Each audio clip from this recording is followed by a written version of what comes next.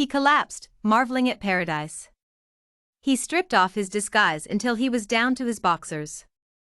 He didn't care where each item of clothing landed, he did not need it anymore. His uncanny disguise, along with his entire life savings, and the few friends he still had brought him to his destination. He laid down flat on the warm sand, his hands lightly grabbing the grains and letting them fall through his fingers.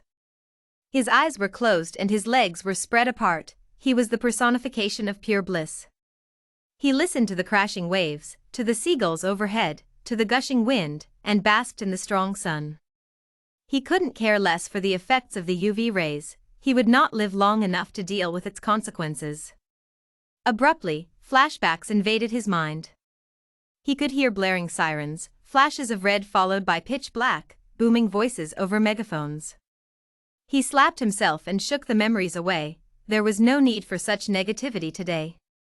A seagull landed close to him and slowly edged its way closer, curious at this still creature wearing nothing but boxers. He could hear families enjoying each other's company nearby, and another flashback hit. This time he bolted upright and buried his hands in his face, stifling a frustrated scream. He had come here to enjoy his last few moments on Earth, not to be tortured by his past. Yet, the images tortured him anyway. He remembered the unbearable tightness of his chest as he ran as fast as his legs could take him, feeling like he was going to die, but running anyway. He remembered tears filling his eyes as he saw his getaway truck waiting for him, and he plunged into the back, quickly covering himself with a tarp. The truck barreled down the deserted road the moment the driver heard the thud.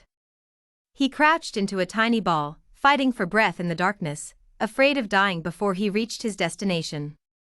He shook his head and blinked away the trauma, then stood up and walked into the ocean, slowly submerging himself, ecstatic at the cold water against his hot, flaky skin.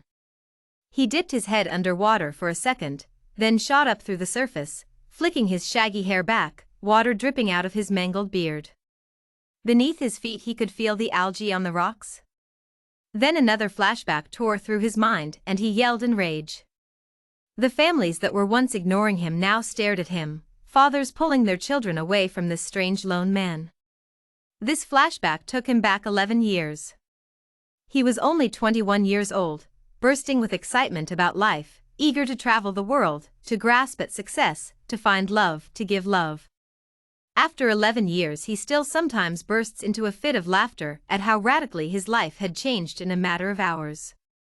One moment he held his dear brother in a loving embrace, and the next he was being shoved into a car against his will with orders being barked at him, disoriented, still trying to fathom what was going on around him. He propelled himself back to reality. He walked towards the shore and plopped down with his legs submerged in water. The waves crashed into his chest and then swept back out, calming his manic mind. This was where he needed to be on his final day on Earth. This specific beach, through which he and his brother ran when they were boys, shrieking in glee.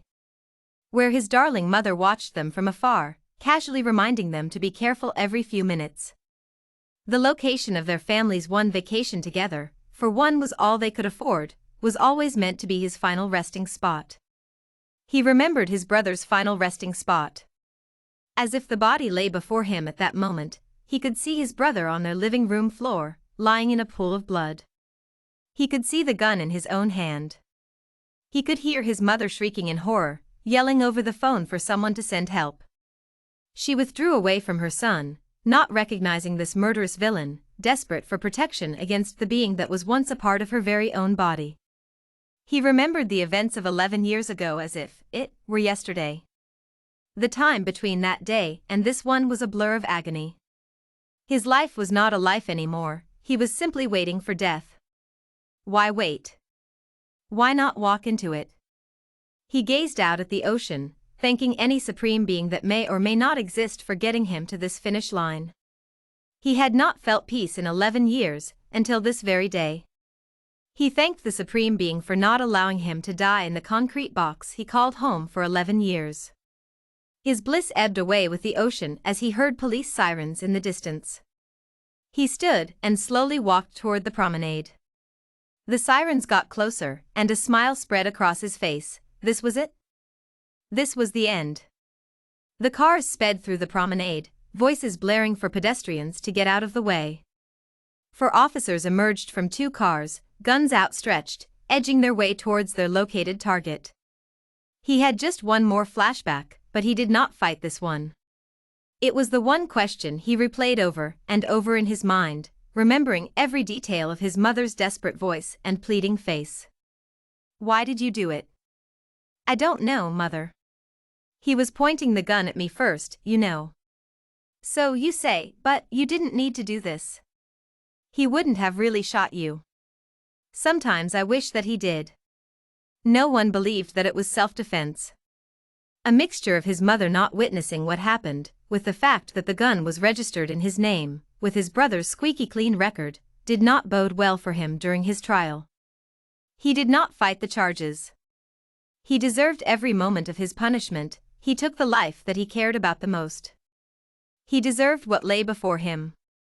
"Just put your hands up, stop right there." He walked towards the officers, arms at his side. "I said stop right there." He continued walking, staring them right in the faces. "If you take one more step, we're going to shoot."